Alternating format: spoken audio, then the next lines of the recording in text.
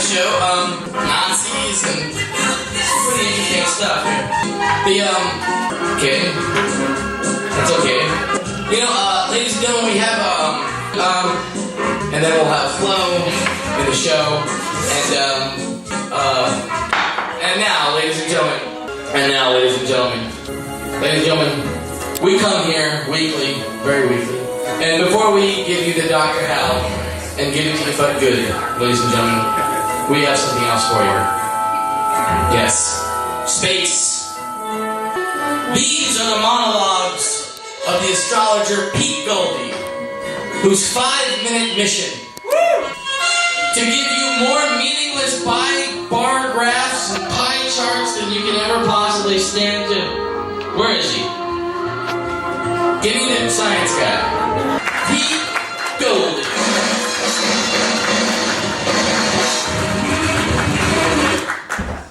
You got some hard science, stiff, hard, quivering, purple-headed science for us? You didn't say throbbing. Very nice. Anyway, what you're looking at is a spiral galaxy. It's a mere 22 million light years from Earth. If you want to see it yourself, look up toward Ursa Major, the Big Bear. And you can see this often. This has no scientific value whatsoever. Right. We don't need a science infrastructure, not at all. That's because it's the 400th birthday of Galileo. Galileo? Galileo. Galileo. Galileo. Galileo. Galileo. And his last name is? Figaro. That's right. No. His last name was Galilei.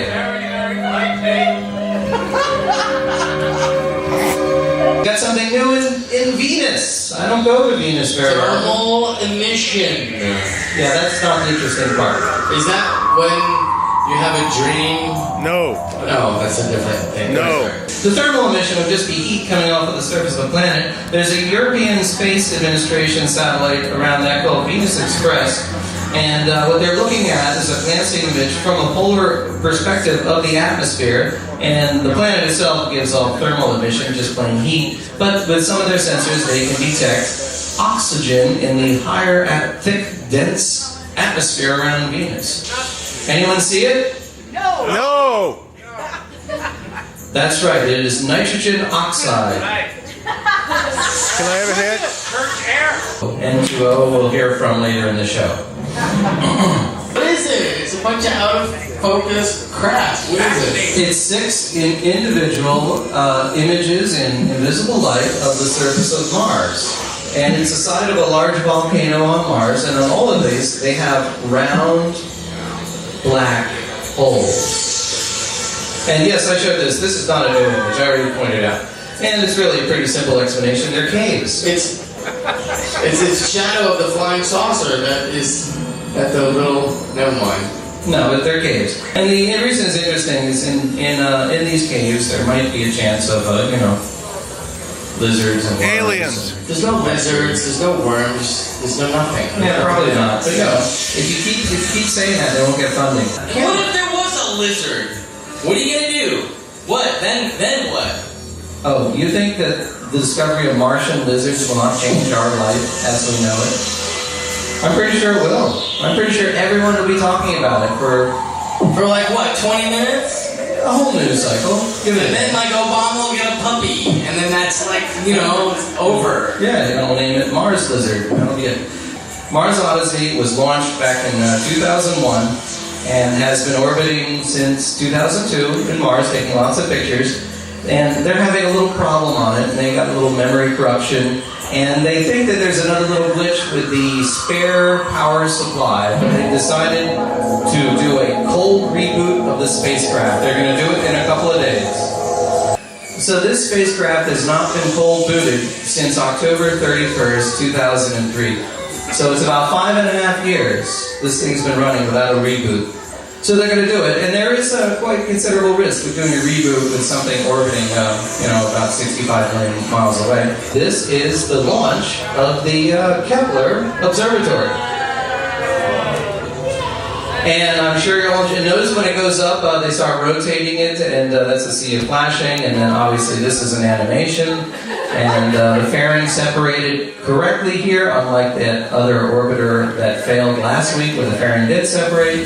The second stage continues its burn, and it's going to get to a place a bit away from the Earth in a trailing orbit, chasing the Earth and drifting farther and farther away. They're going to spin it up at a certain point with some retro-firing thrusters. They're going to discard the booster engine that got it into that place. Yay. They're going to fire another small engine to give it this next beautiful orbit. And there you'll have it. Now, obviously, this is an animation. What? Because it still hasn't been launched, but I want you to see what it will look like if everything goes well. Anyway, I think it's a good time right now to take a pause for my sponsor. Yeah, I did, and I skipped the picture of the actual Kepler thing. Go ahead and show it, David. Show it. Oh no. This is the real, this is not an animation, this is the real spacecraft in its fairing. But my sponsor's here. And my sponsor is, there's my beautiful spokesmodel, bringing a new jar of product. It's the Rinaldi sauce of the day. And today's Rinaldi sauce is something very dear to my heart, something that's important to me, and an increasing number of mission residents. Because I'm a father and I have a child. And my child is now of an age where my wife is sick of taking care of her, and I gotta work too, so we have to take her to daycare. So, those of you like me who really need it will go get themselves a brand new full jar of Chicken John approved local daycare centers to find out where to take your kid.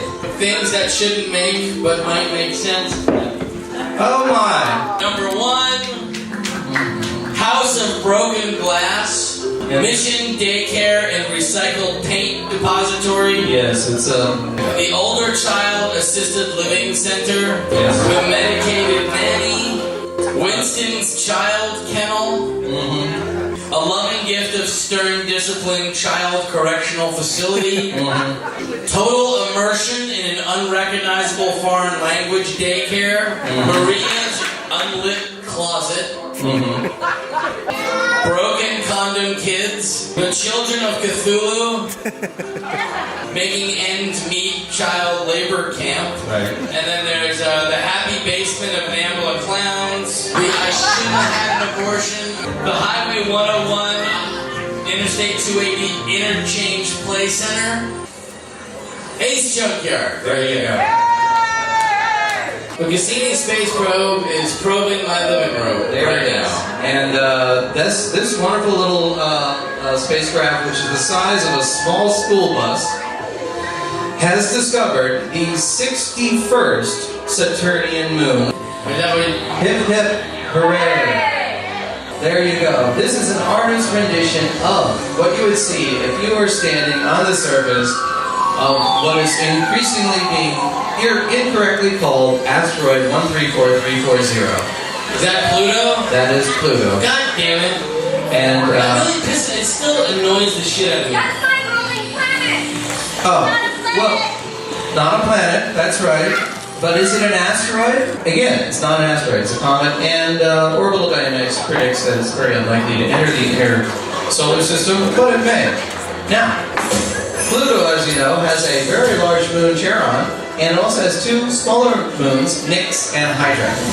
And these are all going to be visited by a spacecraft on its way out there called New Horizons. It'll be out there in 2015. We're all excited about that. There's a new discovery out there done from here, from the Earth, from an Earth-based telescope.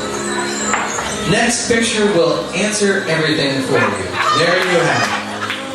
They have discovered on the surface that the atmosphere of Pluto is indeed Methane! That's right. You actually have a warmer atmosphere by many degrees, perhaps about 40 or 50 degrees, than the surface of the planet. Almost a planet. The comet.